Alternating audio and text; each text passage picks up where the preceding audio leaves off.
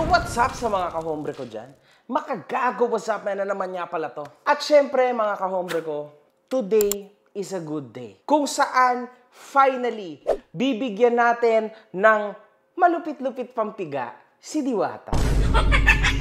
Ganito yan mga kahombre ko ha. Simple lang ang tema ko today kay Diwata. Ginatasan siya pataas, pero mas ginagatasan siya pabagsak. Crazy, di ba? Kung maisip nyo. Oh, grabe. Oo nga, no? Una sa lahat, sobrang dami na po na nambabatikos kay Diwata. Oh, no. Ako, hindi pa ako gaano nambabatikos sa kanya. Hindi pa ako nambabash kay Diwata, mga kahombre ko. I'm still in chill mode. Hindi pa ito yon. Pero, mga kahombre ko, eto lang ang gusto ko sabihin sa inyo. Yan pong Alvin TV, malapit-lapit na po yung mawala kay Diwata. Ewan na lang natin kung may relationship nga ba talaga sila.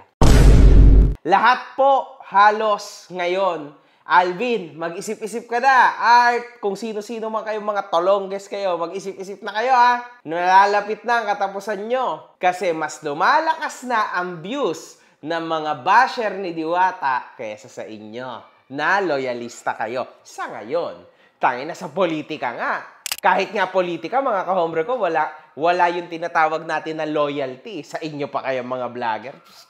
Yung mga yan, yung mga kadalasan na nagre-re-upload, nag-a-upload ng kung ano-ano na ikakasira ni Diwata, for sure. Isa yan sa mga loyalista ni Diwata kasi alam na alam yung galawan, di ba? So for sure, mga kahombre ko, yung mga yan po, yan yung mga loyalista din, tumitiwalag na kay Diwata. Sobrang dami ng hate kay Diwata. And actually, sa isang banda, you feel sad about it. Because it's too much now. Alam nyo, mga kahombre ko, si Diwata kasi ay tao lang. So, iisipin nyo, I am pro Diwata. No.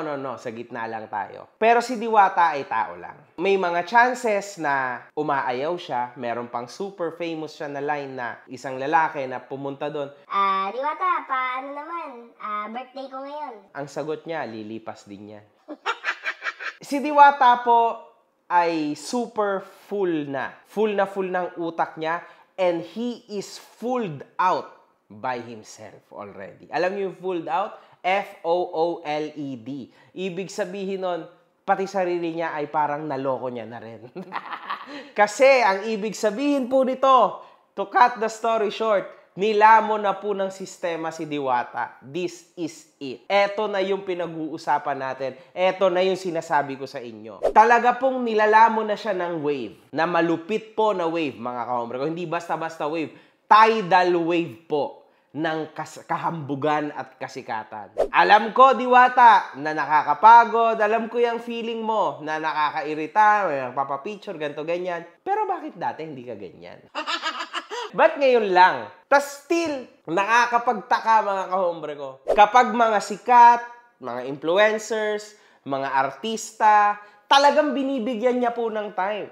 Natawa nga ako dun sa beses na yun na binibigyan siya ni Awit ng pera. Parang ang ine-expect niya is yung buong bundle ang ibibigay ni Awit. Pero hindi, 20 mil lang. Medyo yung mukha niya nagbago doon. Alam niyo yan mga kahombre ko. And yung pag-reject niya sa mga mababang mga regalo, there you understand. Meron pa ngayon, lately, yung kay Boss Toyo. Isipin nyo to mga kahombre ko, merong isang tao na nag-donate kay Diwata na worth 100,000 na kung ano man tawag doon, basta bracelet na gold. Could you imagine mga kahombre ko, bakit kayo, mga puking ina nyo, bakit kayo ay nagdo-donate sa isang mayaman na? Hindi ko magets. Bakit ikaw, tao dito sa planet Earth, bakit ikaw ay gigil na gigil makapunta kay Diwata? Bakit si Diwata ang binibigyan mo ng 100,000, 1,000,000, 2,000,000, house and lot, madaming kotse, kung ano-ano? Bakit si Diwata? Pero pwede mo naman, sigurado sa mga influencers, sobrang dami nagme-message mga kahombre ko sa akin nga. Nalaos na ako, ang dami nagme-message pa rin sa akin, nahingi ng tulong eh. Sa mga yan pa kaya. Bakit hindi nila matulungan yan? Bakit hindi nila matulungan yung mga totoong in need? At bakit yung tulad ni Diwata ang tinutulungan nila? Simple lang ang sagot. Alam nyo kung ano yon? Return of investment. Pagka kasi sila ay nagbigay sa hindi sikat na mahirap lang, walang views doon. Naintindihan nyo? Views is equivalent to money. Pero sa mga negosyante, mga kahombre ko na nagbigay ng kotse, ng bahay at lupa, mga malalaking pera, 1 million, 2 million, yung views ay utot lang. Walang kwenta yung views. They are more into their brandings. Gets? Branding. So yung branding ng mga negosyo nila na na-flex nila through this guy, Diwata.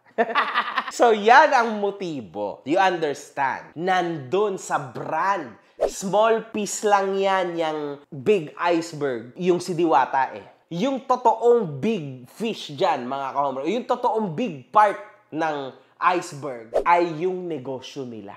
Yung brandings nasa ilalim, okay? So, hindi yan maiisip ng mga normal na tao. Ang makakaisip lang dyan is yung mga literal na negosyante. Akala nyo lang ganyan. For the views, para marami. Yung mga negosyante, they are not on that, man. Nah. They are more into brand, business. Yun ang maibibigay na tulong ni Diwata, mga kahombre ko. Gets? Naalala natin si Corina Sanchez. Grabe yun, man. Yung pong kagat ni Corina Sanchez, yung kain ni Corina, parang ayaw niya talagang lunukin. Alam nyo, mga kahombre ko, sa isang banda, ngayon nagsisilabasan lahat ng mga review na hindi daw talaga masarap ang Diwata Pares Overload. Na kinakailangan pa ng mga condiments for that to be complete. Now, nandyan tayo sa patuloy na nila, ng mga tao na look, 100 piso lang. Tama, correct kayo dyan. Pero sa isang banda, kung yung 100 piso na yon nakakainin ko ngayon, mga kahombre ko, wag na dun sa hindi masarap How about dun sa mga review na mabaho, dyan sa lugar, mainit, tapos madumi yung pagkain? Dun na lang, mga kahombre ko. Alam ko, 100 piso lang yan. I understand what you mean. Pero mga kahombre ko, 100 piso. 100 piso is equivalent to tumor, cancer. Okay lang yun sa inyo? Di ba? Yung mga langaw-langaw na nandyan. Alam nyo ba kung gaano ka daming sakit ang pwede nyong makuha sa ganyang style ng food para lang sa 100 peso? Manghihinayang kayo, tas ang kapalit nun, health nyo. Are you guys okay? Just for the sake of the trend? Mag-ingat kayo, mga kahombre ko. For real, man. Ito ay hindi para ibigyan ng malaking dagok si Diwata. No, I don't care about that. Pero I am just here kasi I care about your health. Tingnan nyo na mamayat na ako because I need this for my health. Pag ikaw ay nakaratay na sa ospital, hindi ka masasalba ng 100 piso na yon. 100 milyon, baka kulang pa para matreat ang sakit mo. Yan ang problema. At ito, lahat ng yan, lahat ng trend, lahat ng fame, actually, yung nagkamali din ako, mga kahombre ko. I thought it was gonna be just for another month, 2 months. Grabe, tumutuloy pa rin po ang fame ni Diwata, kaso pabagsak na.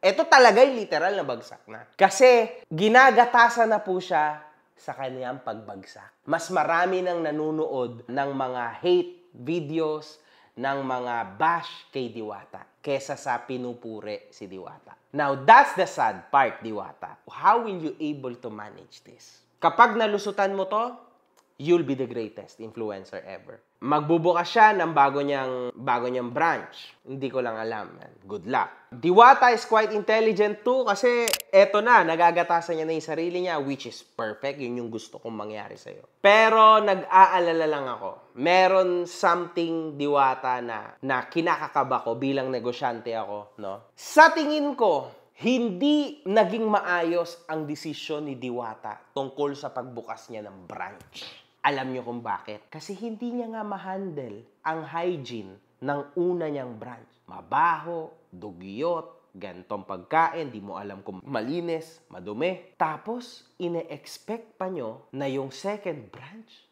will be better or the same? No, it's gonna be worse. Kasi ngayon nga na hindi si Diwata nahahati sa gitna. Ganyan ang hygiene ng food niya. What about pag nahati na siya sa gitna? What kind of food will you get? Ewan ko lang. Good luck! Good luck sa mga sakit! One love. Good fucking vibe.